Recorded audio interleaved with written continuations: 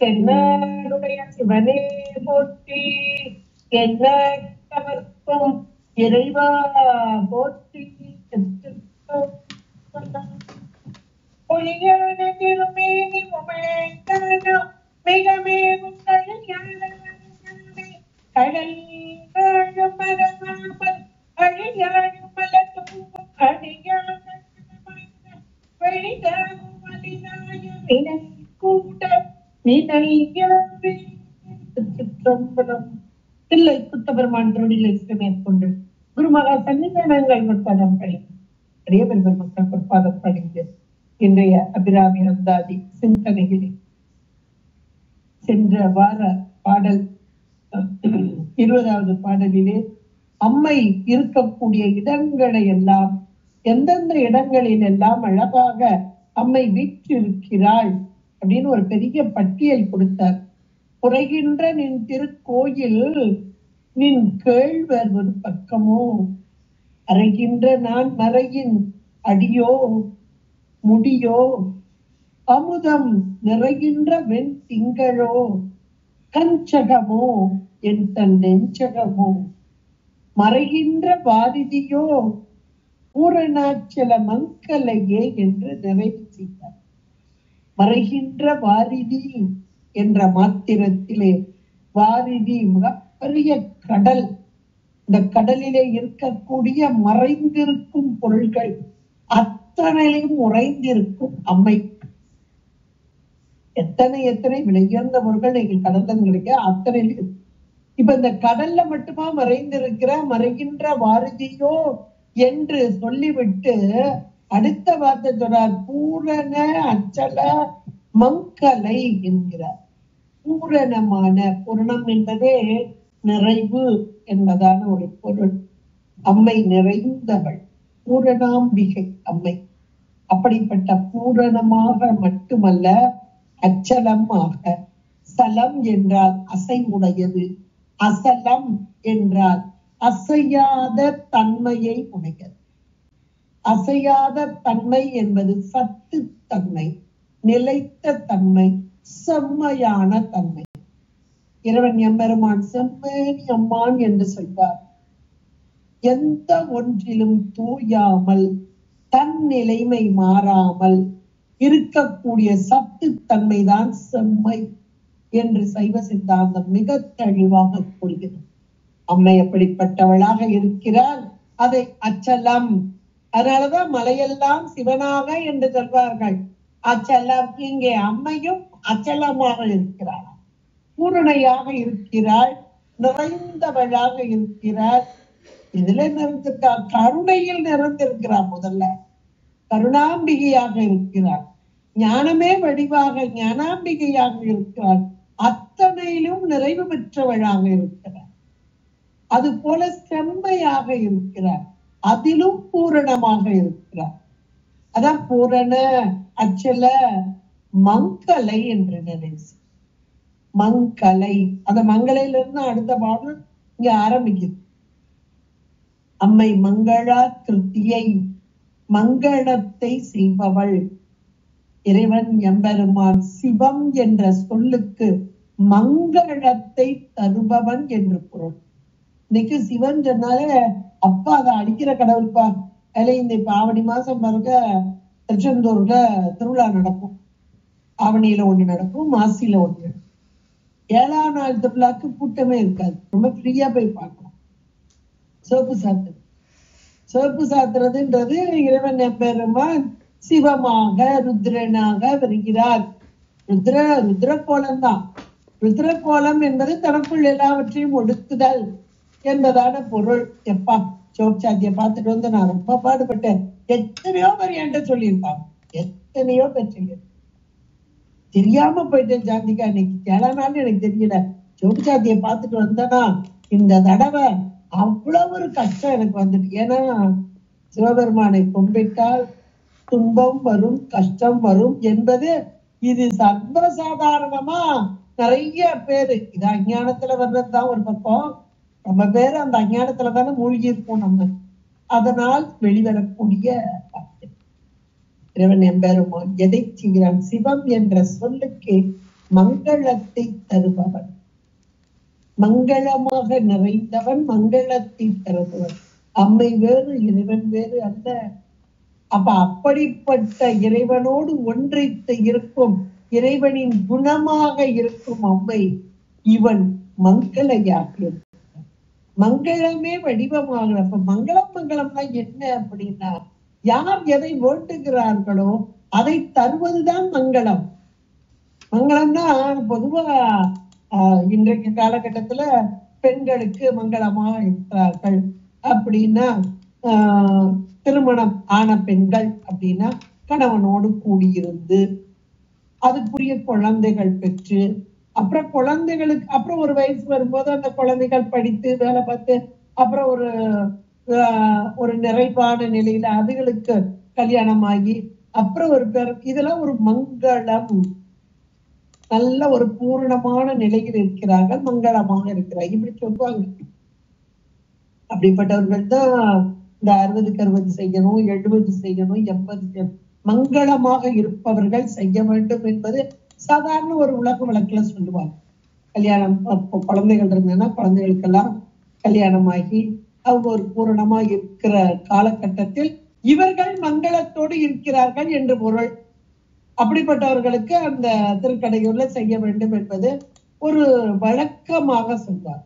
இங்க அம்மையே மங்களையாக இருக்கிறார்கள். யார் எதை வேண்டுகிறோமோ அதை தரக்கூடிய அம்மை. இப்ப நமக்கு மங்களம் என்பது எல்லா வகையான நன்மைகள், இந்த உலகத்துல வரக்கூடிய நன்மைகளைத்தானே நம்ம சொல்லிட்டு இருக்கோம். உயிருக்குரிய நன்மைகள்லாம் நம்ம நினைச்சு கூட பார்க்கல. ஆனா இவர் சொல்றது முழுக்க உயிருக்குரியத்தான் சொல்ற, உயிருக்குரியதைத்தான் சொல்கிறார். உயிருக்குரிய மங்களம் எது? இறைவனோடு ஒன்றித்தல், இறைவனோடு ஒன்றித்தல். இந்த மங்களை என்ற இந்த சொல் அம்மை அப்படியே நன்மையே தருபவள். எந்த நன்மை? உலக நன்மையா? இது சில காலம் தானே, சில காலம் இந்த உடம்போடு இருக்கிற வரைக்கும். அப்புறம் அந்த உடம்பு கூட அனுபவிக்கிறதுக்குரிய உடம்பு இருந்தாதான் அனுபவிக்க முடியும். இப்ப சாப்பிடணும்னு ரொம்ப ஆசையா இருந்தது, மாம்பழம் நிறைய எனக்கு ரொம்ப பிடிக்கும், நான் சாப்பிடணும்னா அதுக்கு ஒரு வயசு காலகட்டம் தான். ஒரு வயசு கடந்த பின்பாக எவ்வளவு நான் ஆசைப்பட்டாலும் அதை சாப்பிட முடியாது. அப்ப ஒரு காலம், இந்த காலத்தில் இந்த அனுபவம் எனக்கு, அந்த அனுபவத்தை அனுபவித்தல், அது சிற்றின்பம் என்றும் சொல்வார்கள். ஆனால் பேரின்பத்தை தருபவள் அல்லவா இவள். மங்களை என்றால் நன்மை. எப்படிப்பட்ட நன்மை? இறைவனோடு ஒன்றித்து இருந்து பேரானந்தத்தை அனுபவிப்பதை கொடுப்பவள் இவள். மங்களாக்கிருத்தியை தன் நிலைமை மண்ணுயிர்கள் சார தரும் சக்தி பின்னமில்லார். அந்த வார்த்தையும் சிவாச்சாரியா அழகா போட்டிருக்கார். தரும் சக்தி பின்னமில்லா எங்கள் பிதா தன் நிலைமை, அவன் பேரானந்தம் உடையவன். அந்த பேரானந்தத்தை நமக்கும் தருகிறான். எப்படி தருகிறானா? சக்தி பின்னமில்லாதவனாக இருந்து, அம்மையை விட்டு பிரியாமல் இருந்து. இந்த கோலம் தானே மங்களம். அம்மையை விட்டு பிரியாமல் இருந்து மங்களத்தை தருபவன். இப்படிப்பட்ட மங்களத்தை தருபவள் அம்மை. திருவருள் சக்தி தானே நமக்கெல்லாம் கூட்டி வைக்கிறது. திருவருள் கூட்டியது, திருவருள் கூட்டியது. அப்ப அம்மைதான் இப்படிப்பட்ட நன்மைகளை எல்லாம், இந்த பேரின்பத்தை அடையக்கூடிய சிவானுபவத்தை, சிவ ஆனந்தத்தை, சிவத்தோடு ஒன்றிக்கும் அந்த சிவபோகத்தை, அந்த அனுபவத்தை தரும் அம்மை மங்களை, மங்களத்தை தருபவள். கும்பகோணத்துல இருக்கக்கூடிய அம்மைக்கு மங்களாம்பிகை என்றே பெயர். மங்களாம்பிகை, மங்களாம்பிகைன்னா ஏதோ இந்த போட சொல்லுவாங்க சுமங்கலி, நல்ல தீர்க்க சுமங்கலியா இதை சொல்லி பெண்களை எல்லாம் வாழ்த்துவார். அந்த தீர்க்க சுமங்கலி என்பது கணவனோடு சேர்ந்து நீண்ட காலம் வாழ்ந்து, 40 சொன்ன பார்த்துங்க பவுசு, அதுக்கு பேர் பவுசும்பாங்க. பவுசு பார்த்து அது குழந்தைகள் வேணும், அந்த குழந்தைகளுக்கு கல்யாணம் ஆகணும், அவங்களுக்கு ஒரு வம்சம் தழைக்கணும், இவ்வளெல்லாம் இருந்தாதான் பவுசும்பாங்க. இதுதான் பூரணம். இந்த பூரணத்தை தரும் அம்மை. அதான் பூரணாச்சல மங்களை அப்படின்னு போட்டாரு. இப்ப இந்த இடத்துல மங்களையாக நமக்கு காண்பிக்கிறார். முதல் வார்த்தையில மங்களையாக காண்பிக்கிறார். சுமங்கலி, மங்களாம்பிகை, இதெல்லாம் அம்பிகளுடைய நாமங்கள்ல ஒன்றாக வரக்கூடியது. மங்களா கிருத்தியை என்பதாக நன்மையே தருபவள். அது உலகத்திலே வாழும்போது உலக நன்மையை தந்து அதன் பின்பாக பேரின்பம் என்று சொல்லக்கூடிய சிவானந்தத்தையும் அந்த நன்மையையும் தருபவள் அம்மை. அதனால் இவள் மங்களையாக இருக்கிறாள். அடுத்து பார்க்கிறது, எல்லா நன்மைகளையும் தர்றாள். எப்படி தர்றாள் அப்படின்னு பார்க்கிறார். எப்படி தர்றான்னு பார்க்கும்போது இவருக்கு ஆர்வம், தன்னை குழந்தையாக்குகிறார். ஏன்னா இப்பவும் இறை வழிபாட்டுல மேலான ஒரு வழிபாடு என்பது சத்புத்திர மார்க்கம் என்றுதான் சொல்றோம். சரி, ஞான சம்பந்த பெருமான் அந்த சத்புத்திர மார்க்கத்திலே இருந்தார், வாழ்ந்து காண்பித்தார் என்றெல்லாம் சொல்வார்கள். 3 வயது குழந்தை அம்மே அப்பா என்று அழுத மாத்திரத்திலே அம்மையப்பனாக இறைக்கும். அம்மா மட்டும் வரல, அப்பா மட்டும் வரல, 2 பேருமாக இறைக்கும். அம்மை அப்பா சொல்ல இந்த குழந்தைக்கு பால் கொடு என்று சொல்ல அம்மை பொன் வள்ளத்திலே அந்த பால், ஞானப்பால், அதிலே சிவ ஞானத்தை குழைத்து கொடுத்தார். சிவ ஞானத்தை குழைத்து கொடு. இது அம்மைக்கே உரிய மேலான தன்மை. இதுக்கு பேரு அம்மையுடைய அன்பு, மேலான அன்பு, தாய் அன்பு என்று கூட சொல்லலாம். அப்படிப்பட்ட தாயாகி பார்ப்பது, இறைவனை தாயாகி பார்ப்பது என்பதுதான் சத்புத்திர மார்க்கம், மேலான ஒரு நிலை. இறைவனை தாயாகி தன்னை குழந்தையாக பார்ப்பது. நிறைய வழிகள், நிறைய அருளாளர்கள் இந்த நிலையில பார்ப்பாங்க. ஏனென்றால் குழந்தைதான் தன்னுடைய தாயிடம் எதையும் கேட்காமலே வாங்கும். கேட்டு கொடுக்கணும்னு அவசியம் இல்லை. ஞானசம்பந்த பெருமான் வரலாற பாத்தீங்கன்னா அதுல எந்த இடத்துல இதை தானே கேட்க மாட்டார். கேட்பதற்கு முன்பாகவே அவருக்கு எல்லாவற்றையும் இறைவன் கொடுப்பார். ஒரு சின்ன குழந்தைக்கு என்னென்ன வேணுமோ அத்தனையும் இறைவன் அன்பினாலே, அது அன்பு, தாய் அன்பினாலே அள்ளி அள்ளி கொடுக்க. இப்போ இந்த அபிராமிப்பட்ட தன்னை குழந்தையாக்கி அப்படியே அம்மாவை பாக்குறாரு. குழந்தைக்கு இங்கேயும் அங்கேயும் விளையாண்டுக்கிட்டே இருக்கும், எல்லாருக்கூடையும் சேர்ந்து விளையாண்டுக்கிட்டு இருக்கும். பசி வந்துட்டுனா அம்மாட்ட ஒடி வந்து காலை கட்டிக்கிடும். அது எங்க பார்க்கும் அப்படின்னா அந்த தனங்களைத்தான் பார்க்கும். இதுதானே அந்த குழந்தைக்கு பால் கொடுக்கும் தனங்கள். அதை போல இந்த அபிராமிப்பட்டர் என்ற இந்த குழந்தை இந்த அம்மையை நோக்குகிறார். எப்படி நோக்குகிறார்? இந்த உலக இன்பம் எனக்கு வேண்டாம் என்று இதனை ஒருத்து இருந்த பக்குவம் என்றார். அந்த பக்குவ நிலையிலே அம்மா நான் உன் குழந்தை அல்லவா, எனக்கு நீ தர வேண்டியது என்ன? நீ தர வேண்டுமே. இவர் வாய் திறந்தெல்லாம் கேட்கல, தான் சொல்லி கேட்கல. ஆனால் அவளோடு அங்கே அந்த அம்மையை நோக்குகிறார். அந்த அம்மையுடைய தனங்களை நோக்குகிறார். அந்த தனங்கள் எப்படிப்பட்டது?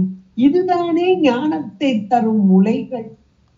ஞான பால் கொடு என்ற மாத்திரத்திலே சிவஞானத்தை கலந்து கொடுத்த அம்மை அவை. அந்த 2 தனங்களும் ஞானமே வடிவானது. பரஞானமும் அபரஞானமுமாக திருஞான சம்பந்த பெருமான் பெற்றார் என்று சேக்கலார் பெருமான். அந்த ஞானப்பாலை அருந்திய மாத்திரத்திலே சிவன் அடியே சிந்திக்கும் திருப்பெருகு சிவஞானம். பவ மதனில் அறமாற்றும் பாங்கினில் ஓங்கிய ஞானம். உமையில்லா கலைஞானம் உணர்வறிய மெய்ஞானம். தவ முதல்வன் சம்பந்தன் உணர்ந்தார்.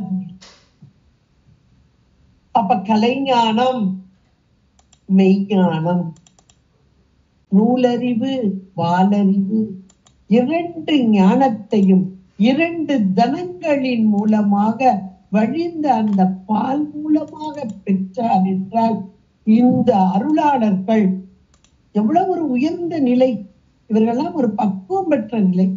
உலக இன்பம் என்பது நிலையில்லாத ஒன்று, உடல் நிலையில்லாத ஒன்று. அம்மை எல்லாவற்றையும் தரக்கூடியவள், அவள் மங்களையாக இருப்பவள், மங்களத்தை தருபவள், இறைவனோடு ஒன்றிக்கும் பேரானந்தத்தை தருபவள். அந்த ஆனந்தத்தை அடைய வேண்டும் என்றால் ஞானம் வேண்டும். ஞானம் இல்லாமல் முக்தி பெறு என்பது கிடையாது. ஞானத்தை கொடுத்து அல்லது மோட்சத்தை கொடா. அப்ப அந்த ஞானம், அது ஞானம் என்ற பால் வழியும் இடம் எது? அம்மையின் தனங்கள்.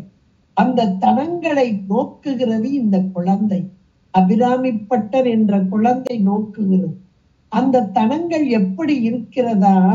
செங்கலசம், செங்கலசம் உடையார். அருமையான ஒரு அடைமொழி கொடுக்கிறார். கலசம். கோவிலுக்கு போறோம், உள்ள போகும்போதே வெளியிருந்து வரும்போதே தூள கோபுரம் என்று சொல்லக்கூடிய, தூள லிங்கம் என்று சொல்லக்கூடிய அந்த வெளியே உள்ள கோபுரங்களை பார்த்த கோபுர தரிசனம் கோடி புண்ணியம் என்று சொல்வார். தூரத்தில் இருந்து வரும்போதே, அந்த காலத்துல எல்லாம் ஒரு கோவில் தான் இருக்கும். எல்லா கோயில் இப்போ மாதிரி எல்லாம் தெருவுக்கு ஒரு கோயில், வீட்டுக்கு ஒரு கோயில் ஆயிப்போச்சு. அப்பெல்லாம் கோவில் என்றாலே ஒன்றுதான், அதுவும் பிரம்மாண்டமா இருக்கும். அதனுடைய கோபுரங்கள், அந்த கலசங்கள் உயர்ந்ததாக இருக்கும். தூரத்துல வரும்போதே அந்த கோபுர கலசங்கள் தெரியக்கூடியதாக, அதை பார்க்கும் போதே இந்த ஊர் வந்து விட்டது, இதோ கோபுரம் தெரிகிறது, இந்த ஊர் வந்து விட்டது. மதுரை அம்பதிக்கு வரும்போது திரு ஞானசம்பந்த பெருமான் அடியார்களிடம் கேட்கிறார், மதுரை அம்பதி வந்து விட்டதா என்று கேட்ட போது, இதோ கோபுரம் தெரிகிறது, இதோ ஆலவாய் என்று அந்த ஆலவாய் அண்ணலின் கோபுரம், சொக்கநாத பெருமான் அங்கே இருக்க நீ உடனாய ஆலவாய் அண்ணல் வீற்றிருக்கும் அந்த கோபுரம் இதோ தெரிகிறது, ஆலவாய் வந்து விட்டது என்று காண்பிக்கிறார். தூரத்தில் வரும்போதே, அதாவது அந்த ஊர் எல்லைக்கு வரும்போதே இந்த கோபுரங்கள் தெரிந்து அதை கண்டு வணங்குவார்கள். இன்னைக்கும் நம்ம திருச்செந்தூருக்கு போகும்போது இது ஒரு மரபு வழக்கம். நாங்களாம் அந்த நாள்ல இருந்து இன்னைக்கு வரைக்கும் அதை ஒரு மரபாக வைத்திருக்கிறோம். எத்தனை பேருக்கு அது தெரியும்னு எனக்கு தெரியல. நடந்து போவோம். அப்ப நடந்து போறதுக்கு ஒரு காலத்தை சாமி கொடுத்தா, அது போகும்போது இங்க இருந்து 42 கிலோமீட்டர்னா கொஞ்சம் ஓரளவுக்கு ஸ்லோப் எல்லாம் வந்துரும். அந்த நேரம் அங்க பக்கத்துல திருச்செந்தூர் நெருங்கும் போதே, அதாவது அந்த ஆதித்யநாத் காலேஜ், இந்த காலேஜ் கிடக்கும் போது கோபுரம் பிரம்மாண்டமா தெரியும். கோபுரத்தை பார்த்த உடனே அதுகாரும் உடம்புல இருந்த அலுப்பு, கால் வலி எல்லாம் கலண்டு ஓடிடும். இது அனுபவம். எனக்கு மட்டும் இல்ல, எங்களோட நடந்து வந்த ஒரு அம்மா, அது நடக்கவே முடியல. இங்க கொஞ்ச தூரத்திலேயே நடக்க முடியல. சரி அக்கா உங்களை பஸ் ஏற்றி விடணும், அதுக்கும் மாட்டேங்குது. அப்படியே ஒவ்வொருத்தரா தோலை பிடிச்சு பிடிச்சு பிடிச்சு வருது. அதே நாங்க நடக்கிறதே கஷ்டம், அவங்க தோலை போட்டு அமுக்கும் போது இன்னுமே எங்களுக்கு இருந்தாலும் எப்படியோ போகணும்னு வைங்களேன். அப்படியே கஷ்டப்பட்டு பட்டு பட்டு நடந்து வந்துச்சு. ஒரு இடத்துல நாங்க கொஞ்சம் உட்கார்ந்தோம். இந்த அக்கா கூட அப்படி ரொம்ப உட்கார்ல, இல்ல நம்ம மெதுவா மெதுவா நடக்க அப்படின்னு போச்சு. போனா அப்புறம் நாங்க கொஞ்ச நேரம் உட்கார்ந்துட்டு அப்புறம் நடக்க ஆரம்பிச்சோம். இந்த ரொம்ப தயங்கி தயங்கி நடந்த இந்த அக்கா கோபுர கலசத்தை பார்த்த மாத்திரத்தை முருகா முருகா முருகா முருகா நீ காட்சி தந்துட்டேன்னு சொல்லிட்டு அது வரைக்கும் ததகா புதகா நடந்தது. குரு நடந்து எங்களுக்கு முந்தி 1 மணி நேரத்துக்கு முந்தி போய் உட்காந்துச்சு. ஏக்கா என்ன இது, இதுக்கு காரணம் என்ன? உண்மைக்கா இப்ப நினைச்சு பார்த்தாலும் எனக்கு ஆச்சரியப்பா. இதெல்லாம் நாங்க அனுபவிச்சு இவ்வளவு நேரம் அந்த ஆரம்பத்துல இங்க இருந்து அந்த காயப்படுத்துக்கு பக்கத்துல போகும்போதே, இந்த காயல் அந்த இடத்துக்கு போகும்போதே தயங்கிட்டு நின்ன அம்மா அவ்வளவு தூரம் எங்களை போட்டு அழுத்திட்டு வந்தது. அந்த கோபுரத்தை பார்த்த பிறகு என்ன நடக்கிறீங்க, எங்களுக்கு முந்தி 1/2 மணி நேரத்துக்கு முந்தி போய் உட்காந்துச்சு. இதுக்கு காரணம் என்னன்னே தெரியல. அந்த முருகா அப்படித்தான் கேட்கும், முருகத்தான் கேட்கும். அவ்வளவு ஒரு அனுபவம். இந்த கோபுரம் அப்படின்றது தூள லிங்கம். அந்த காலத்துல உள்ள ஒரு ஊருக்குள்ள நுழைகிறாங்கன்னா அந்த கோபுரத்தை கண்டு தொழுது உள்ளே நுழைதல். இன்னைக்கும் திருச்செந்தூருக்கு போறோம்னா முதல்ல கோபுர தரிசனம் இங்க இருந்தே பார்த்துருவோம். பார்த்த உடனே மனசுக்குள்ள ஒரு சந்தோஷம். முருகா உன்னை பார்த்துட்டேன்ற ஒரு சந்தோஷமே வரும் எல்லாருக்குமே வரும். அதன் பின்பாக உள்ளே நுழைதல். இங்க அந்த கோபுரத்துல இருக்கக்கூடியது எது? கலசம். அந்த கலசத்தை தான் உற்று நோக்குவோம். அழகாக இருக்கும். ஒவ்வொரு கோவிலையும் அந்த கோபுரத்தில் இருக்கும் கலசங்கள், அது எண்ணிக்கையில பாத்தீங்கன்னா 5, 7 அதற்கு தகுந்தா போல அந்த மாடங்களும் இருக்கும் அப்படின்னு சொல்லுவாங்க. இப்ப 7 கலசம் இருந்ததுன்னா 7 மாடங்கள் இருக்கும் அப்படின்றது ஒரு கணக்கு வச்சிருக்கிறாங்க அவங்க. அது ஆகம விதிப்படியாக வைப்பாங்க. அப்ப அந்த கலசங்களை உற்றி நோக்கியவர், அந்த கலசத்தை நீங்க பாத்தீங்கன்னா தாமிரத்தால் ஆன ஒன்று, அதுக்கு மேல தங்கப்பூச்சு, இப்ப நிறைய இடங்கள்ல தங்க முலாம் பூசப்பட்டது அப்படின்னு போடுறாங்க. தாமிரத்தாலான ஒரு பாத்திரம். அப்ப அந்த செங்கலசம், செம்மையான கலசம், சிவந்த நிறமுடைய கலசம். உள்ளே இருக்கக்கூடிய பொருள் நமக்கெல்லாம் ஓரளவுக்கு தெரியும். ஒரு தானியத்தை வைத்திருப்பார்கள். இந்த தானியம் வெகு நாள் 12 வருடம் ஒரு கணக்கு, அது கெடாமல் இருக்கும். அப்ப 12 வருடத்துக்கு ஒரு முறை கும்பாபிஷேகம் செய்யும் போது தானியத்தை நீக்கி விட்டு அடுத்தாப்புல போடுவாங்க. இப்படியெல்லாம் ஒரு கணக்கு. அப்ப மேல இருக்கக்கூடிய அந்த கலசங்கள் என்பது செம்மையானவை. அதிலிருந்து வரக்கூடிய கதிர்கள் யாரெல்லாம் அதை உற்று நோக்குகிறார்களோ அதான் கோபுர தரிசனம் கோடி புண்ணியம் என்று சொல்லி வைத்தார்கள். தூளலிங்கமாக இறைவன் எம்பெருமான் காட்சி தருவதாக இன்றைக்கும் இருக்கிறது. இப்ப அம்மையுடைய நகில்கள் எப்படி இருக்கிறதா? செங்கலசமாக இருக்கிறதா? இப்ப இறைவன் எம்பெருமானுடைய தூள லிங்கத்திலே கலசங்கள் எப்படி பறைசாற்றி கொண்டு இருக்கிறதோ, இறைவனுடைய அருளை பறைசாற்றி கொண்டு இருக்கிறதோ, அங்கிருந்து வரும் கதிர்கள் வரக்கூடிய மக்களுக்கு அருளை பொழித்து கொண்டு இருக்கிறதோ, அது போல அம்மையின் நகில்கள் இரண்டும் செங்கலசமாக சிவந்த நிறமுடைய, சிவந்த நிறம் என்றாலே செம்மை, இன்னும் சொல்ல போனா சத்து. அப்படிப்பட்ட சத்தான கலசம் போன்ற அழகான முளையை உடையவள் என்று எவ்வளவு ஒரு ஆழமான ஒரு கருத்தை இந்த இடத்துல வைக்கிறார். இந்த முளை தனங்கள் என்பதைத்தான் நம்ம அருணகிரி பெருமான் நிறைய பாடல்கள்ல பாடியிருப்பார். வள்ளியம்பிராட்டி முளைகள், அப்புறம் தேவயானை. இதுல அதுல தேவயானையை சொல்றதுக்காக வள்ளியம்பிராட்டிய அதிகமா சொல்வார். அவளுடைய நகில்களில் முளைகளில் மகிழ்ந்த முருகப்பெருமான் என்று சொல். அது என்ன இப்படி சொல்றார் அப்படின்னு நிறைய பேருக்கு அதனுடைய பொருள் புரியாது. இதனுடைய பொருள் எது என்றால், உயிர்களாகிய நமக்கெல்லாம் ஞானத்தை தரும் அம்மை, இறைவனுடைய ஆற்றல் தானே, இந்த கிரியை தானே இவள்.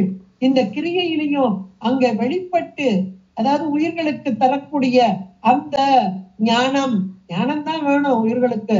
அஞ்ஞானத்தோடு கூடி மலத்தோடு கூடி இருக்கும் உயிர்களுக்கு அஞ்ஞானத்தை நீக்கி ஞானத்தை தந்து, ஞானத்தை தந்துதானே விடுவாரு. அந்த ஞானத்தை தரும் இந்த நகில்கள். அப்ப இறைவன் கருணையே உருவான்.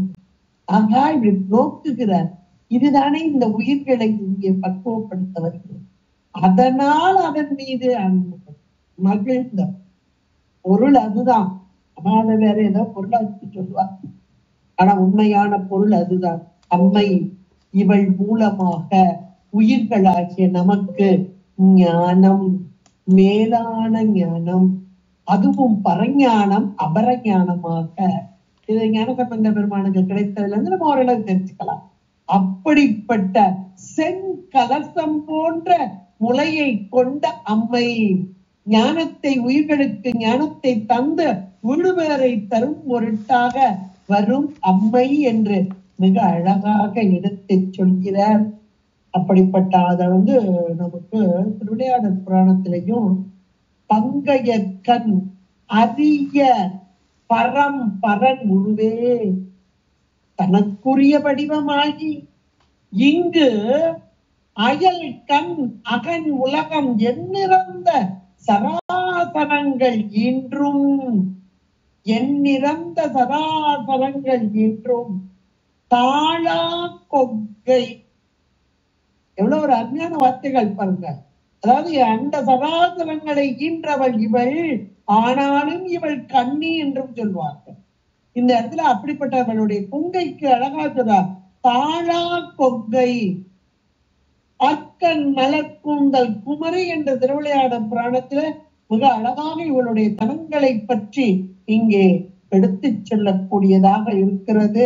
அப்படிப்பட்ட செங்கலசம் உளையாளாக ஒரு குழந்தை தன்னுடைய தாயை நோக்கும் போது தனக்கு வேண்டிய பொருள் வேண்டும், அது எங்கிருந்துதான் கிடைக்கிறது என்று நோக்குவது போல அபிராமி பட்டர் அழகாக எடுத்து சொன்னார். அடுத்து சொல்றார் பாருங்க ஒரு வார்த்தை, மலையாள். மலை என்பதே இறைவனுக்கு உரியது. இன்னைக்கு அச்சலம் மலை என்று சொன்னாலே மலை இருக்கும் இடமெல்லாம் இறைவன் எம்பெருமான் இருக்கும் இடம். அதில் கூட குன்று இருக்கும் இடமெல்லாம் குமரன் இருக்கும் இடம் பார்த்தோம். இன்னைக்கு நிறைய இடங்கள்ல குன்றில் இடம் குமரன் தான் இருப்பார். மலை அத்தனையும் சிவபெருமானுக்கே உரித்ததானது. மலை என்ற ஒரு சொல்லே மலைக்க செய்வது என்பது. மலைக்க அப்பா எவ்வளவு பெருசா இருக்கு பாருங்க அப்படின்னு சொல்லுவோம். நீங்க ஒவ்வொரு இடத்துலையும் போனீங்கன்னா ஏறி ஏறி ஏறி போறதுல நிறைய இடத்துல மலையில ஏறி போக வேண்டிய ஒரு காலகட்டம்லாம். இதெல்லாம் ஒரு வயசுல போனாதான் இந்த இறைவனை எம்பெருமானை அனுபவிக்க முடியும்.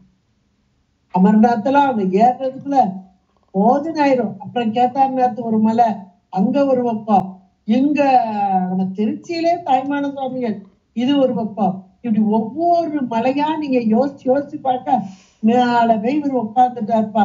நம்ம இருக்கிற இந்த வயசான காலத்துலதான் கோயிலுக்கே போக ஆரம்பிக்கிறோம். இந்த நேரத்துல இப்படி போய் ஏறி கஷ்டப்பட்டு இழைச்சிட்டு போய் உட்கார்ந்து.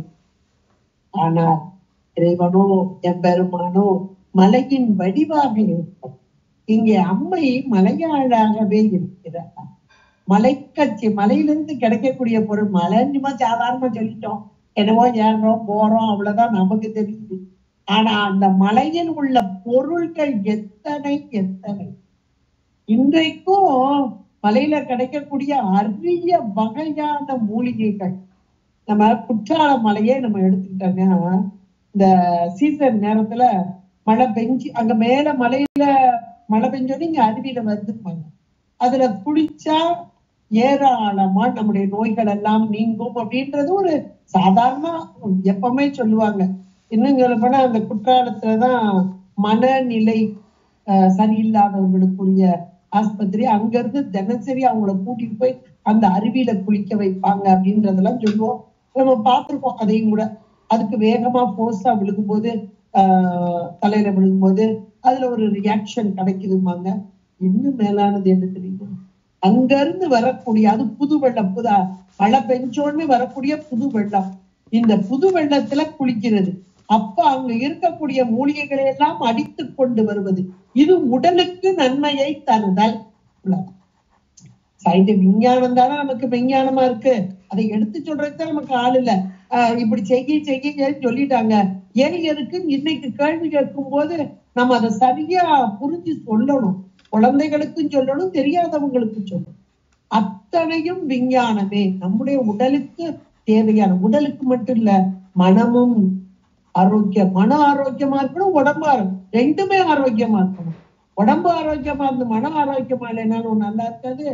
மனம் ஆரோக்கியமா இருந்து உடம்பு ஆரோக்கியமா இருந்தாலும் நல்லா இருக்கும். இரண்டுக்குமாக உள்ள இடங்கள் என்று பார்த்தால் மலை மீது இருக்கும் இறைவன் எம்பெருமான், மலையே தனக்கு இடமாக குடிகொண்ட இறைவன் எம்பெருமான்.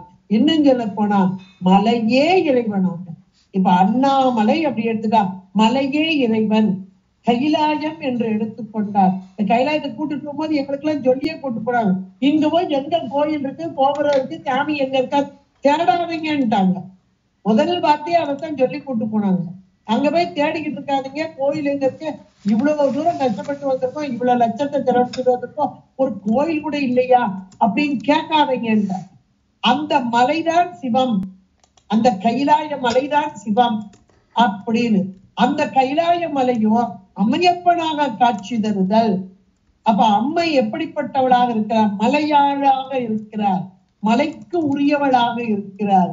என்ன சொல்லப்போனா அந்த மலையில இருக்கக்கூடிய இமயமலை பர்வதராஜன் அவன் வேண்ட தவம் இருக்க அந்த அம்மை தனக்கு மகளாக வர வேண்டும் என்று வேண்ட அந்த பர்வதராஜனுக்கு மகளாக வந்த அம்மை பார்வதி என்று பெயர் பெற்றவள் பறைராஜனுக்கு இரு கண்மணியா உதித்து மலைவளர் காதலி பெண் உமையே என்று தாய்மான சுவாமிகள் பாராட்டுவார். அப்படிப்பட்ட மலைக்கு அரசனாகிய பர்வதராஜனின் மகளாக வந்த இன்னொன்னு மலையாள் அப்படின்னு சொன்னார். மலை மீது வாழ்பவள் என்றும் கொள்ளலாம். அம்மை எதற்காக வந்தாள்? அசுரனை அழிப்பதற்காக வந்தவள் அம்மை. ஒவ்வொரு இடத்திலையும் காரணம் இல்லாமல் காரியம் இல்லை. எந்த ஒன்றை அம்பாள் இறங்கிட்டா கீழனா ஒரு காரணம் உண்டு. அது என்ன காரணம்? பண்டாசுரனை அழிக்கும் வண்ணமாக வந்தவள் லலிதாம்பிகை.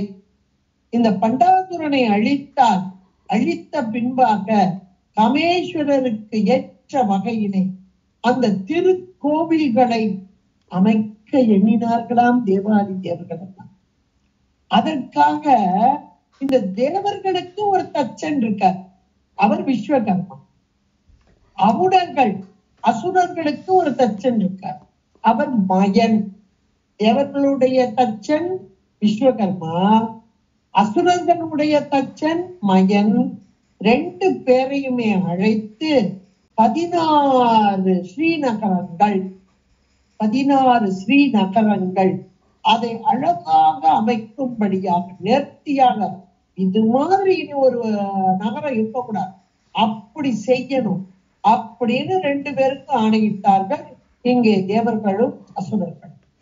ஏன்னா அசுரர்களுக்குரிய விஸ்வகர்மாவும் இருக்க இந்த அம்மைக்கு நாம் கடமைப்பட்டவர்கள் என்று அப்படிப்பட்ட 16 நகரங்களை மிக நேர்த்தியாக செய்தார்களாம்.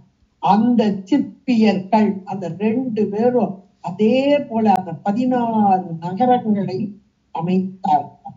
அதில் 9 மலை மேல் இருந்தனவா, 9 நகரங்கள் மலை மேல் இருந்தனவா, 7 கடல்களில் இருந்தனவா. 9 மலை மேல இருந்துச்சு, 7 கடல்கள். அந்த 9 மலைகளின் மேல் இவள் வாழ்வதால் இவள் மலையாள் என்று அழைக்கப்படுகிறாள். மலையாள் என்று அழைக்கப்படுகிறாள். அப்ப அம்மை எப்படிப்பட்டவளா இருக்கா பாருங்க. ஏன்னா இந்த லலிதா சகஸ்ரநாமம் படிச்சோம்னா அழகா புரியக்கூடியதாக மேருமலை மேருமலை என்று சொல்லிக் கொண்டிருக்கிறோம். அம்மை விற்றிருக்கும் இடம் எது என்பதை மிக அழகாக சகஸ்ரநாமம் நமக்கெல்லாம் காண்பிக்கக்கூடியதாக 1000 நாமங்களின் மூலமாக அம்மையின் பெருமைகளை எல்லாம் பட்டியல் போட்டு கொண்டு வருகிறார்கள். அதிலே மேரு மலையாச்சலமாகிய பொதி, அதில் விந்தமலை விந்திய மலை, இந்த மலைகளிலெல்லாம் அம்மை திருக்கோயில்கள் கொண்டிருக்கிறார். அதனால் சுமேரு மத்திய ஸ்ருங்கஸ்தா, சுமேரு மத்திய ஸ்ருங்கஸ்தா, மேரு நிலையா, விந்தியாச்சல நிவாசியை, மலையாச்சல வாசியை. இத்தனையும் அம்மைக்குரிய நாமங்கள். இந்த நாமங்களுக்குரிய பொருள் தான் இப்ப நம்ம சொன்னது. மலையாள் அப்படின்னு அவர் ஒரு வார்த்தையில போட்டுட்டு போயிட்டார். அப்ப மலையாள் என்றால் இறைவனே பெருமான் மலையின் வடிவமாக இருப்பவன். அந்த குணியுடைய குணம்தான் இவள் மலையாள் என்பதாக பொதுப்பட சொல்லிவிடலாம். ஆனால் அந்த மலை என்பது மலைக்கச் செய்வதாக இருப்பது. அப்படிப்பட்ட மலைக்கச் செய்யக்கூடிய அந்த மலையிலேயும் அம்மை எப்படிப்பட்டவளாக இருக்கிறாள் என்றால், இந்த லலிதாம்பிகையாக வந்து 16 வயது யௌவன பெண்மணியாக வந்து அசுரனை அழிக்க வந்து அந்த பண்டாசுரனை அழித்த மாத்திரத்திலே இவளுக்குரிய நகரமாக செய்து அதுல 16 நகரங்களை தேவசக்தியையும் மயனையும் வைத்து செய்து பிரம்மாண்டமான நகரங்கள், அதில் 9 மலை மேல் அமைந்ததாக. அப்படிப்பட்ட மலையாளாக இருக்கும் அம்மை அவள்தான் சுமேரு மத்திய சிங்கத்தாவாக மேரு நிலையாவாக விந்தியாச்சல விந்தியாச்சலம் என்ற மலை. அப்ப அந்த வித்யாச்சல நிவாசினியாக மலையாச்சல வாசினியாக இப்படியெல்லாம் இருக்கும் அம்மை என்று அழகாக பட்டியல் போட்டு காண்பிக்கிறார். அப்படிப்பட்ட மலையால் மலைக்கச் செய்பவள் இவள். எல்லா மலை என்பாலே சாதாரணமான ஒன்று இல்லை. அளவு கடந்த பொருள்களை உயிர்களாகி நமக்கு அள்ளி அள்ளி தரக்கூடியது. அப்படிப்பட்ட நமக்கு வேண்டிய எல்லா நலன்களையும் வளங்களையும் அள்ளித்தரும் மலையை போல இருந்து நம்முடைய வாழ்விலே நன்மையே தரும் அம்மை என்பதாக மலையாள் என்று அழகாக எடுத்து சொன்னவர். அடுத்து பார்க்கிறார், ஒரு குழந்தையா நின்று பார்த்தார். அப்படியே தனங்களை பார்த்தார். அந்த தனங்கள் தரக்கூடிய ஞானம். ஏன்னா இவர் ஞானம் வேண்டி நிற்கும் குழந்தை, நாம உலக இன்ப வேண்டி நிற்கும் குழந்தைகள். யார் எந்த குழந்தை எதுக்காக்கோ அதற்கு அப்படியே கொடுப்பார்கள் அன்னை. ஞானம் வேண்டி நிற்கும் குழந்தைக்கு ஞானத்தை கொடுப்பார். உலக இன்பம் போகத்தை வேண்டும் நிற்கும் குழந்தைக்கு உலக போகத்தை கொடுப்பார். இப்ப இவரோ எந்த ஞானத்தை கொடுக்கிறார்? உலக போகம் வேண்டாம் அம்மா, இது சிற்றின்பம், இதோ இந்த சிவபோகத்தை வேண்டி நிற்கும் ஞான குழந்தை. அதனால் அந்த முளை செங்கலச முளையாக இருக்கிறது. மலையாளாக இருந்து அப்படியே காட்சி தர்றார். அடுத்து அப்படியே அந்த குழந்தை பார்த்துக்கிட்டே வந்து கைய பார்க்குதான். ஏன்னா இந்த கைகள் தானே அரவணைக்கும் கரங்கள். குழந்தைய வாரி எடுத்து அரவணைக்கும் அந்த கரங்கள். அந்த கரங்களை உற்று நோக்குகிறதா. அந்த கரங்களிலே அம்மை அழகான வளையல்களை அணிந்திருக்கிறாளா. அந்த வளையல்கள் எப்படி இருக்கிறதா? வருண சங்கு, வருண சங்கு அலை செங்கை என்கிற அழகான, வருணம் என்றால் அழகான, அழகான சங்கு வளையல்கள். சங்கால் ஆன, சங்கு என்பது வெண்மை நிறம் கொண்ட ஒரு பொருள். சங்கு சுட்டாலும் வெண்மை தரும் அப்படின்பா. அது அவை பிராட்டியார் கூட சொல்றார். கெட்டாலும் மேன்மக்கள் மேன்மக்களே அப்படிமா. சங்கு சுட்டாலும் வெண்மை தரும்பா. இந்த சங்குக்குரிய மிகப்பெரிய ஒரு தன்மை, உயர்ந்த தன்மை அப்படின்னா தன் நிலைமை மாறாது. தன் நிலைமை மாறாது. அம்மை எப்படிப்பட்டவள்? என்றைக்கும் மாறாதவள் அம்மை. சத்துத்தன்மை, சத்துத்தன்மை அதை உணர்த்தும் வண்ணமாகத்தான் இங்கே அம்மை கைகளிலே அணிந்திருக்கும் வளையல்கள் அழகே வடிவம். வருணை என்றால் அந்த கடலிலே கிடைக்கக்கூடிய அழகான, அந்த கடலில் இருந்து கிடைக்கக்கூடிய அந்த வளையல்களை. அந்த வளையல்கள் எப்படிப்பட்டது? சங்கால் ஆனது. அந்த சங்கு அலை செங்கை. அந்த கைகள் அவ்வளவு அழகாக இருக்கிறது. இந்த கைகளை சொல்லும் போதே, அந்த வளையல்களை சொல்லும் போதே, அம்மா நீ என்றைக்கும் உள்ளவன், என்றைக்கும் உள்ளவன், அள்ளி அள்ளி கொடுப்பவன், மாறாத தன்மை உடையவன், கருணையே உடையவன். இதெல்லாம் அதுல அப்படியே அடங்கிது. அந்த வெண்மை நிறம் என்பது மேலான ஒன்று. அந்த வெண்மை தன்மையிலிருந்து மாறாத தன்மை. இன்னொன்று அழகே வடிவானது. அழகு என்றால் இங்கே கருணையே வடிவானவள். அப்படிப்பட்ட சங்கு அலை செங்கையாக இவருடைய கைகளை அழகாக, கையும் கையில் உள்ள வளையல்களையும் எடுத்து சொல்லி, அது அழகான வண்ணங்கள், அந்த வண்ணங்களை பிரதிபலிப்பதாக அமைந்துள்ளார். அது வெண்மை நிறம்தான், ஆனா பல வண்ணங்களை வீசிக்கொண்டு இருக்கிறார். ஏனென்றால் அவளுடைய தன்மை வெண்மைதான். ஆனால் உயிர்கள், ஒரு உயிர் அம்மா எனக்கு இதுதான் வேணும் அப்படி கேட்குது, இன்னொரு அது எனக்கு வேணாம் எனக்கு இதுதான் வேணும்னு இருக்குது. ஒரு வீட்லயே குழந்தைகள் பாருங்க, காலையில டிஃபன் வச்சா வைக்கிற இட்லி என்னவோ ஒண்ணுதான். ஒரு குழந்தை தேங்காய் சட்னி சாப்பிடும், ஒண்ணு தக்காளி சட்னி சாப்பிடும், ஒண்ணு இந்த ரெண்டுமே சாப்பிடாது, வெறுமான ஒரு பொடியை போட்டு சாப்பிடும். ஒரு 3 குழந்தை 3 பேருக்கும் 3 விதமான வேண்டும். அதே போல உயிர்களுடைய பக்குவம் அப்படிப்பட்டதாக இருக்கிறது. இங்கே அம்மை அணிந்திருப்பது என்னவோ வளையல்கள், அது சங்காலான வளையல்கள். வெண்மை நிறம் கொண்டது, சத்துத்தன்மை, நிலைத்த தன்மை. ஆனால் இது பல வர்ணங்களை காட்டுகிறதா? ஒரே வளையல் தான், சங்கு வளையல் தான். ஆனா இது பல வர்ணங்களை காட்டுவது போல உயிர்கள் கெட்டதையெல்லாம் அள்ளி அள்ளி கொடுத்தல். கைகள் தானே அள்ளி கொடுக்கிறது. அந்த கைகளில் அணிந்த வளையல்கள் பல வர்ணங்களை காட்பது போல யார் எதை கற்கிறார்களோ, எந்த உயிர்கள் எதை விரும்புகிறதோ அதை அள்ளி அள்ளி கொடுக்கும் அம்மை. அப்படியே அழகாக அந்த வார்த்தையிலே கொண்டு வந்தார். அப்படிப்பட்ட அம்மை எப்படி இருக்கிறாளா?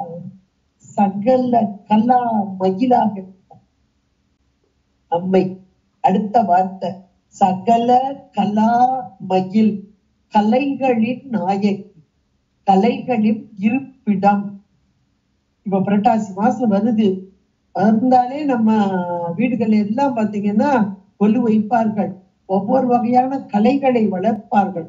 அம்மை கலைகளுக்கு உரியவள்.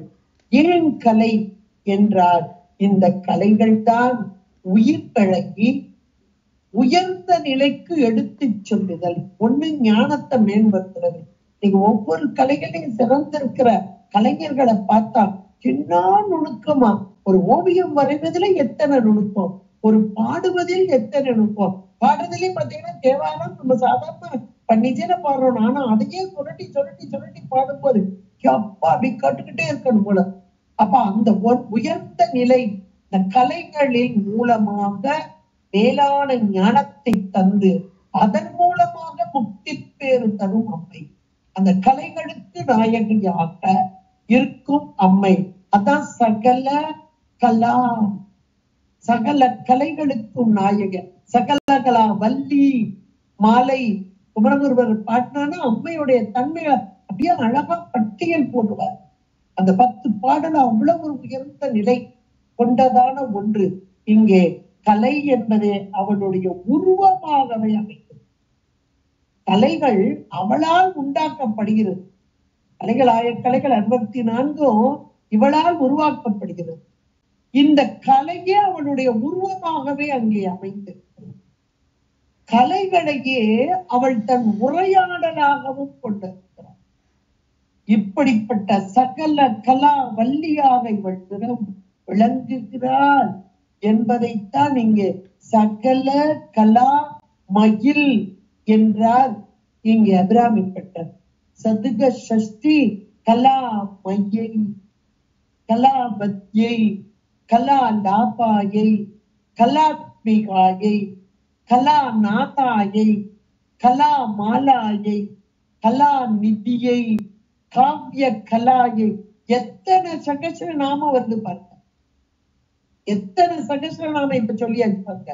சதுக சஷ்டி கலா மையை, கலா பத்யை, கலா லாபாயை, கலாத்மிகாயை, கலா நாதாயை, கலா மாலாயை, கலா நிதியை, காவிய கலாயை.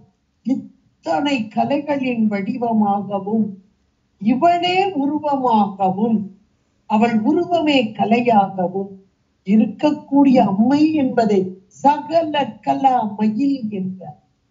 இன்னொன்னு கலாமயில், கலை சரி 60 கலைகள் 64, சகல கலைகளுக்கும் நாயகி. அடுத்து கலா மயில் என்றால் கலா என்பது மயிலுடைய தோகைக்கு உரியது.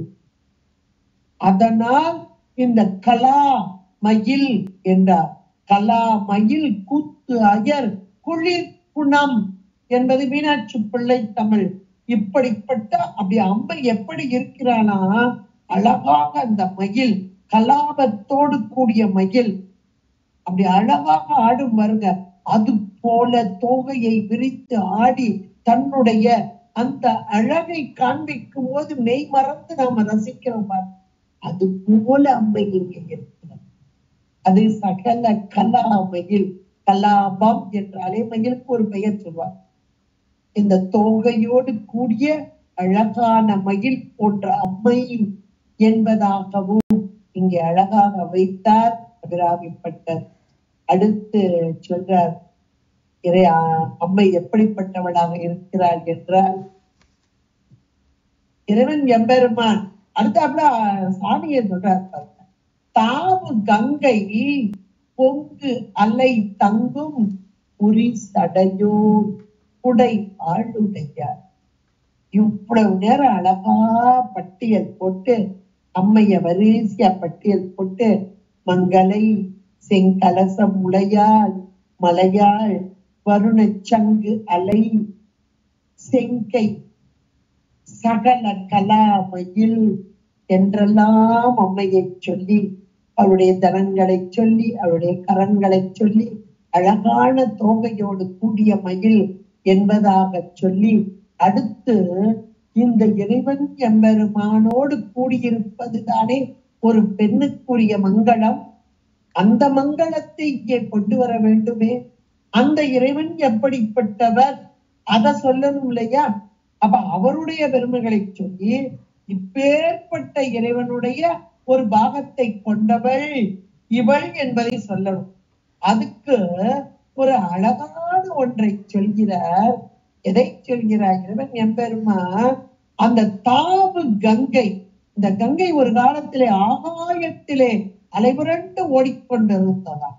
அப்பதான் பகீரதன் வேண்டுகிறான் இந்த கங்கையை நோக்கி. ஏனென்றால் அவருடைய பித்திருக்கள் எல்லாம் பெற்ற சாபத்தின் காரணமாக பாதாள லோகத்திலே துன்பப்பட்டு கொண்டிருக்கிறார். இவர்களெல்லாம் கரை சேர வேண்டுமென்றால் அந்த கங்கை நீர் இவர்கள் மீது பட வேண்டும் என்பதற்கு இணங்க இந்த கங்கையை கீழே இறக்க வேண்டும். அதற்காக கங்கையை நோக்கி தவம் புரிகிறார். கடுமையான தவம். அந்த தவத்தினால் அங்கே இந்த கங்கை இறங்கி வந்து, என்னப்பா வேணும் இப்படி கடுமையா தவம் பண்றீங்க, உன்னுடைய தவ வலிமையினால் என் உடம்பெல்லாம் அங்கே இருக்கிறது, என்னால் தாங்க முடியவில்லை, சொல்லப்பா என்று கேட்ட போது, நீ இறங்கி வர என்று கேட்கிறார் கீரன். நான் இறங்கி வர்றேன், நீ இவ்வளவு கஷ்டப்பட்டு தவம் பண்ற, நான் இறங்கி வர்றேன்.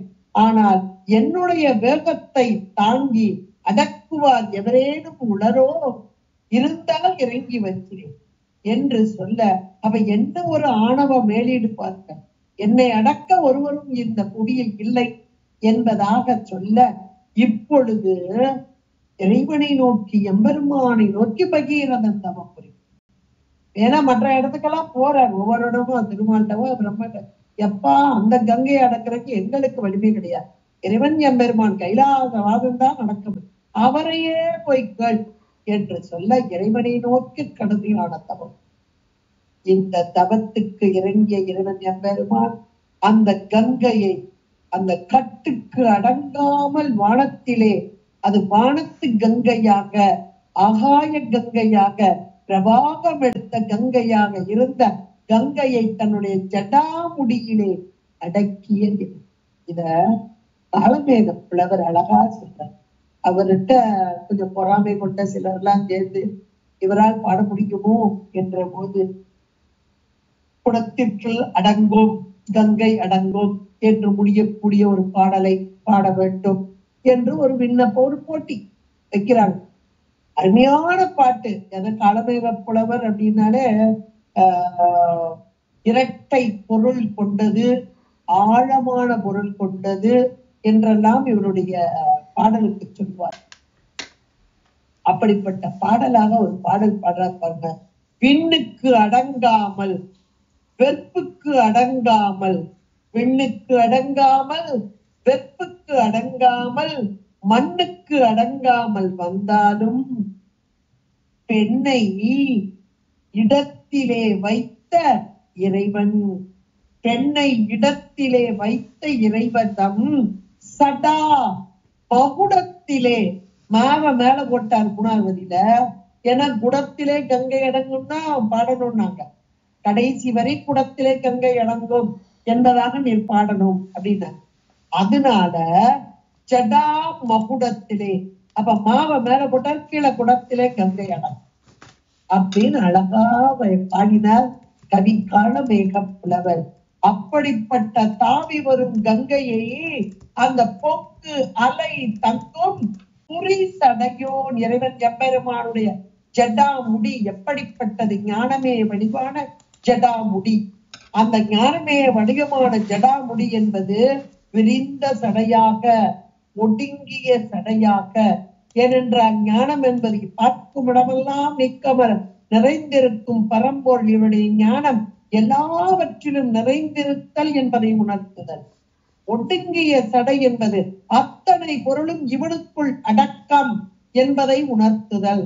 ஒடுங்கிய சடை. புரி சடை என்பது நன்றாக முறுக்கப்பட்ட சடை, அத்தனையும் தனக்குள்ளே கொண்டு முறுக்கப்பட்டதா. ஏனென்றால் இறைவன் எம்பெருமான் ஞானமே வடிவான இறைவன். அஞ்ஞானத்திலே இருக்கக்கூடிய உயிர்களை எல்லாம் தனக்குள் ஏற்றுக்கொண்டு அவர்களை பக்குவம் வரவு. இன்னைக்கு நம்ம எல்லாம் இன்னைக்கு இருக்கிறோம்னா எல்லாம் போக வேண்டிய இடம் என்ன? இறைவனுடைய திருமேனி. இதை உணர்த்துவதுதான் இறைவனுடைய உடம்புல இருக்கக்கூடிய திருநீற்று பூச்சு. அப்படிப்பட்ட இறைவன் ஞானமே வடிவான பரம்பொருள். அவருடைய ஜடாமுடியோ புரிச்சடை, நன்றாக முறுக்கப்பட்ட ஞான வடிவமானது. புரிச்சடை முறுக்கப்பட்டதான் புரிய வடிவம். அந்த ஜடை ஞானமே வடிவானது. அந்த ஞானமே வடிவான ஜடா முடியிலே அந்த ஆணவம் கொண்ட கங்கையை ஏற்றுக்கொண்ட இறைவனுக்கு தாவு கங்கை பொங்கு அலை தங்கும் புரிசடையோ. அப்படிப்பட்ட இறைவனோடு உடை ஆளுடையாள். அந்த இறைவனையே, இறைவனுடைய ஒரு பாகத்திலே இருந்து ஆளுமைத்தன்மை கொண்ட அம்மை. எவ்வளவு ஒரு அருமையான வார்த்தைகள் பாரு. உடை ஆளுடையாள். ஆளுடையாள் என்றார் இறைவன் எம்பெருமான் ஞானமே வடிவானவன். அந்த ஞானமே வடிவான பரம்பொருள் இந்த அம்மையை, அன்னை, இந்த கிரியை, இந்த கிரியை தானே வெளிப்பட்டு வருது. இந்த கிரியை தானே அத்தனை செய்து. அப்ப ஆளுடையாள் என்ற மாத்திரத்திலே அந்த இறைவனோடு ஒன்றைக்கு இருந்து எல்லா செயலுக்கும் காரணகர்த்தாவாக இருக்கும். அருமையான ஒன்றை ரொம்ப அழகா சொல்லிட்டு அடுத்து இது வரைக்கும் அம்மையுடைய உருவத்தை, நிலையை, எல்லாத்தையும், வண்ணத்தை, எல்லாவற்றையும் சொன்னார். இப்போ அம்மையுடைய நிறம் என்ன? அவளுக்கு நிறம் உண்டா? உண்டு. வடிவம் உண்டா? உண்டு. நம்முடைய சைவ சமயம் மிக தெளிவாக சொல்கிறது. இறைவனுக்கு வடிவம் உண்டா? வடிவம் இல்லாத சொரூப நிலையில் உள்ள இறைவன் உயிர்களின் பொருட்டாக இறங்கி வருகிறார். இதுதான் அவத்தை நிலை, இறைவனுக்குரிய நிலைகள். அருவமான இறைவன் உருவம் தாங்கி வருகிறான். அந்த உருவமும் ஒன்றாக இருக்கிறதா? பல்வேறு வகைப்பட்டதா? எதற்காக? பல வகையாக இருக்கும் உயிர்களின் பக்குவ நிலை, அதன் பொருட்டாக. அது கூட குரு லிங்க சங்கமமாக, மூன்று நிலையாக, அப்படி எத்தனையோ சொல்லிக் கொண்டிருக்கலாம். இப்ப அம்மை எப்படிப்பட்டவள்? அவளும் அப்படியே. அவன் வேறு அவள் வேறு அல்ல, இரண்டும் ஒன்றே. இறைவனுடைய ஆற்றல் தானே உண்மையாக வருகிறது. அப்ப அம்மையுடைய நிறங்கள் என்ன என்றால் 5ஆக சொல்கிறார் அபிராமி. பிங்கலை, நீலி, செய்யாள், வெளியாள், பசும் பெண் கொடியாள். அருமையான ஒன்று இந்த 5 நிறங்களும். அந்த 5 நிறங்களில் முதலில் மஞ்சள்.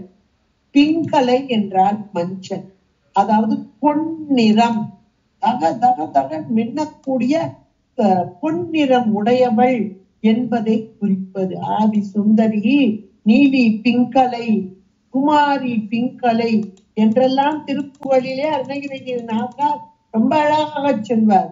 அந்த பிங்கலை என்பது பொன்னிற வடிவம் கொண்டவளான அம்மை. இந்த பொன்னிற வடிவம் என்பது எங்கே அமைந்துள்ளது என்றால் நம்முடைய 6 ஆதாரங்களிலே சுவாதிஷ்டானம், அந்த சக்கரம், சுவாதிஷ்டான சக்கரத்திலே 6 இதழ் தாமரையிலே எழுந்து அருளியிருக்கும் காகினி என்ற அம்மையின் திருமேனி. இந்த அம்மையுடைய திருமேனி பொன்னிற வடிவம் உடையது. இதை நம்முடைய சகஸ்ர நாமம் பீத வர்ணாயை என்று இந்த திருக்கோலத்தை எம்புகிறது. பீத வர்ணா, பொன்னிறம் உடையவள் என்பதாக. அடுத்து பிங்கலை, பொன்னிறம். அடுத்து நீலி. நீலி என்றால் நீல நிறத்தை உடையவள். கொஞ்சம் டார்க் ப்ளூவும் பிளாக்கும் கொஞ்சம் ஒரு மாதிரி இருக்கும். கொஞ்சம் ஒரே மாதிரி தெரிகிற மாதிரி இருக்கும். என்ன உன்னைய கருப்பு எடுக்கக்கூடாதுன்னு சொன்னா திரும்ப இல்ல இருக்கா கருப்பு இல்ல, நல்ல டார்க் ப்ளூ, நல்லா பாருங்க அப்படிப்பாங்க. அது மாதிரி அந்த நீலம் என்றால் அங்கே நீலி என்றால் நீலம், கரு நிற காளியாக அம்மை விளங்குகிறாள். நீலி என்பது இங்கே காளியை, ஆயி சுந்தரி நீலி என்பார் அருணகிரி பெருமான். மகிடன் தலைமேல் அந்தரி நீலி என்று நமக்கு இந்த 8வது பாட்டிலையும் அழகா சொல்லிவிட்டார். இப்படிப்பட்ட நீலியாக, கருநீலம் கொண்டவளாக, காளியாக வரும் அம்மை மூலாதார சக்கரத்திலே 5 முகத்தோடு 4 இதழ்கள் கொண்ட தாமரையிலே சாகினி என்ற திருநாமத்தோடு கூடியவளாக எழுந்தருளி இருக்கும் அம்மை. இந்த கோலம் இதான் சாகினி. சாகினி என்பது நீல நிறம், கருநீல நிறம். இது மூலாதார சக்கரத்திலே உள்ளது, 5 முகத்தோடு கூடியது, 4 இதழ்களை உடைய தாமரை மலரின் மீது வீற்றிருந்து நமக்கு அருள் பாலிக்கும் அம்மை நீலி. அடுத்து செய்யாள், செம்மை. முதல் பாட்டிலே உதிக்கின்ற செங்கதிர் போட்ட, அப்ப செம்மை நிறம் கொண்ட அம்மை. அப்படிப்பட்ட அம்மை இந்த மணிப்பூரகம், 10 இதழ் கொண்ட தாமரை, அதில் 3 முகங்களோடு கூடியவளாக லாகினி என்ற நாமத்தோடு, அந்த லாகினி என்னும் கோலத்திலே அம்மை செந்நிறம் உடையவளாக, சிவந்த வர்ணம் உடையவளாக, அவளை ரத்த வர்ணா என்றும் இங்கே சகஸ்ர நாமம் போற்றுகிறது. இந்த கோலத்தை தான் இங்கே சொல்கிறார் இங்கே அபிராமி பட்டர். செய்யாள், பிங்களை நீலி செய்யாள். செய்யாள் அப்படின்னும் போது இந்த திருமகளுக்கும் செய்யாள் என்பார்கள். செய்யவள் தவ்வையை காட்டிவிடும் என்பது குறள். அப்ப அம்மையே திருமகளாக இருந்து விளங்குகிறாள் என்பது செய்யாள் என்பதற்கு திருமகளாக நின்று நலம் செய்பவள் என்பதான ஒரு பொருள். நமக்கு மறைகின்ற வாரதியோ அப்படின்னு சொன்னார் பாருங்க. அப்ப அந்த அழகான தாமரை மலரின் மீது இருந்து அங்கே அருள் பாலிப்பவள். அடுத்தாப்புல வெளியாள், வெண்மை நிறம் கொண்டவள். ஆக்ஞா சக்கரத்திலே 2 இதழ் கமலத்திலே 6 முகங்களோடு கூடியவளாக எழுந்து அருளியிருக்கும் அம்மைக்கு காகினி என்பதான ஒரு பெயர். இந்த காகினி வெண்மை நிறம் கொண்டவள். இந்த வெண்மை நிற கோலத்தோடு கூடி நமக்கு அருள் பாலிப்பவள். இவளை சுக்க வர்ணா என்ற லலிதா சகஸ்ர நாமம் பாராட்டுகிறது.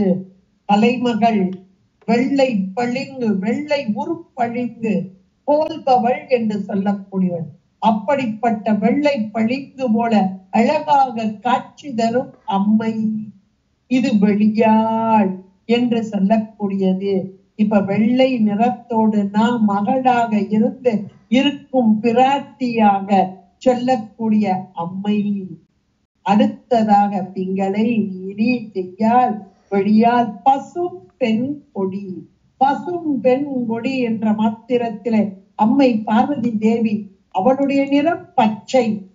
மரகதவல்லி என்றும் அம்மையை சொல்லக்கூடியவர்களாக இருக்கிறோம். அரவின் அமளியின் அகில பணமணி அடைய மரகதம் ஆன ஓர் இரவி வெயில் இளன் மதியும் நிலவிலன் இறைவி ஒளி வெளி எங்குமே என்பதாக இந்த மரகத ஜோதியை தக்கையாக பரணி அழகாக சொல்கிறது. தக்கையாக பரணி மிக அழகாக எடுத்து சொல்கிறது. அப்படிப்பட்ட அம்மை பச்சை, பச்சை எரிக்கும் பிரயன், தெரிவரும் சுத்த பச்சை நிறை பெண் என்றெல்லாம் திருப்புகழிலே அருணகிரி பெருமான் மிக அழகாக பாடுகிறார். பச்சை நிறமுடைய அம்மைக்கு ஷியாமலா என்று ஒரு பெயர். ஷியாமலா. இப்படிப்பட்ட அம்மை இங்கே அநாகத சக்கரம், அதிலே 12 இதழ் கொண்ட தாமரை மலர், 2 முகங்களோடு கூடியவளாக ராகினி. அவளுடைய நிறம் பச்சை. இவளுக்கு ஷியாமாபா என்பதாக லலிதா சகஸ்ரநாமம் அருமையாக எடுத்து உரைக்கிறது. ஷியாமாபா, ஷியாமலா, பச்சை நிறத்தை சொன்னதால் இவள் மரகத கொடி போன்றவள், அழகான கொடி போன்றவள். இப்படி அம்மையுடைய நிறத்தை 5 நிறமாக்கி ஒவ்வொரு ஆதாரங்களிலும் அவள் இருக்கும் நிலையை நமக்கு அழகாக எடுத்து சொல்லி எவ்வளவு அழகாக அம்மையை சிறாப்பாங்க. பிங்கலையாக, நீலியாக, செய்யாளாக, வெளியாளாக, பசும் பெண் கொடியாக இருக்கும் அம்மை. மங்களம், மங்களத்தையே தரும் அம்மை. செங்கலசம் போன்ற நகிலையும் அழகான வளையல்களையும் சங்கு போன்ற அழகான சங்கினாலான வளையல்களை உடைய கைகளையும் உடைய அம்மை மலைமகளாகவும் சகல கலா மகிழாகவும் வரும் அம்மை. இறைவன் எம்பெருமான் ஒரு பாகத்தை ஆளுபவளாக இருக்கும் அம்மை. இவள் பிங்களை, நீலி, செய்யாள், வெளியாள், பசும் பெண் கொடியாக 5 வண்ணங்கள் கொண்டவளாக இருக்கும் அம்மை என்று அம்மையை பற்றி பிரவாகமாக எடுத்து சொல்லும் அற்புதமான ஒரு பாடல் 21வது பாடல். மீண்டும் மீண்டும் சிந்தியுங்கள், மீண்டும் மீண்டும் படியுங்கள், மனதிற்குள் தியான பொருளாக்குங்கள். அம்மையை அடைந்தால் அகிலத்தையும் வெல்லலாம், எல்லாவற்றையும் அடையலாம் என்பதற்கு இந்த ஒரு பாட்டு போதும். அவ்வளவு ஒரு உயர்ந்த ஒரு பாடலாக்கி இன்றைக்கு சிந்திப்பதற்கு கொடுத்த திருவருளுக்கும் குருவருளுக்கும் நன்றி. நன்றி, நன்றிப்பா.